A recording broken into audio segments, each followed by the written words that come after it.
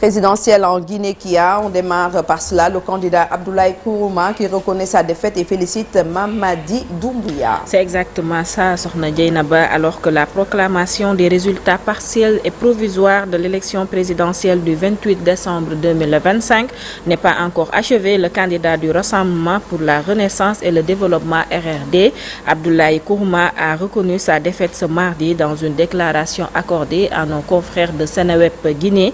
Kourouma a confirmé sa décision et adressé ses félicitations au candidat de la génération pour la modernité et le développement, Mamadi Doumbouya, qu'il considère comme vainqueur du scrutin. Parlons maintenant du Congo. Le président congolais Denis Sassou Nguesso, 82 ans au pouvoir depuis plus de 40 ans, a été désigné mardi 30 décembre candidat de son parti à l'élection présidentielle prévue le 22 mars 2026. Le 6e congrès ordinaire du Parti congolais du travail PCT tenu ce 27 au 30 décembre a investi Denis Sassou Nguesso comme candidat à l'élection présidentielle de mars 2026, a déclaré Antoinette Kébi, deuxième rapporteur du Congrès. Rappelons que Denis Sassou Nguesso est né en 1943.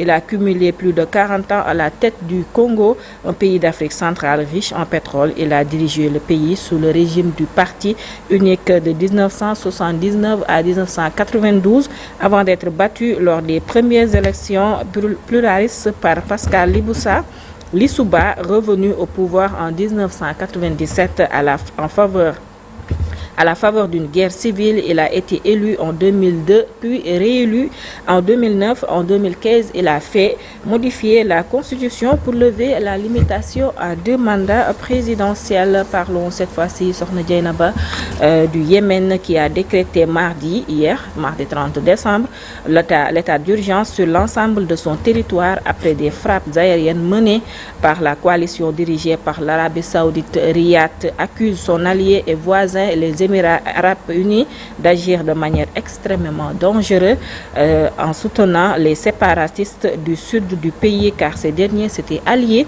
jusqu'ici au gouvernement central dans la lutte contre les séparatistes houthis, une coalition qui a volé en éclats après la prise de pont du terrorisme dans les sudistes. Le conseil présidentiel yéménite a donné le 24 heures aux forces émiriennes pour quitter le territoire. Dans un communiqué, mardi après-midi, les Émirats arabes unis ont annoncé le retrait de leurs forces restant au Yémen. Terminons l'actualité internationale, bien évidemment, avec le sport et particulièrement la Coupe d'Afrique des Nations au Maroc. Le Nigeria hier a battu l'Ouganda 3-1 pour finir en tête du groupe. La Tanzanie et la Tunisie ont fait match nul 1-1.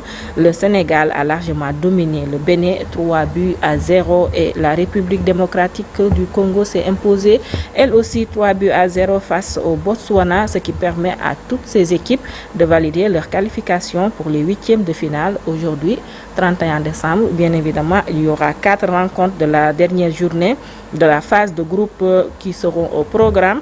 Guinée équatoriale fera face à l'Algérie et Soudan contre Burkina Faso dans le groupe E. Et puis Gabon affrontera la Côte d'Ivoire et Mozambique va défier le Cameroun dans le groupe F.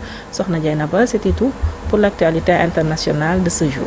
Merci beaucoup Kia pour l'actualité donc internationale. Mbokk yi gërëmati leen bu baax a baax tey nag bisu 31 décembre la toujours mbégte la ñuy am pour rek ànd ak yéen sànq maa ngi ko doon wax daal di nag sant yàlla bu baax gannaaw ba ñu mayee kon ñu daal di fekkee waat bisu 31 décembre bi fête ko ak suñu mbokk téléspectateurs yi mais un grand donc coucou aux internautes qui nous regardent un peu partout donc à travers le Sénégal mais également à travers le monde surtout sénégalais yi nekk ci diaspora bi ñu ngi leen di ñaanal vraiment tawféex bu baax a baax parce que xam nañ ne c'est pas facile donc jàmm ak salaam rek ngeen di am Infos Matin première matinale du Sénégal.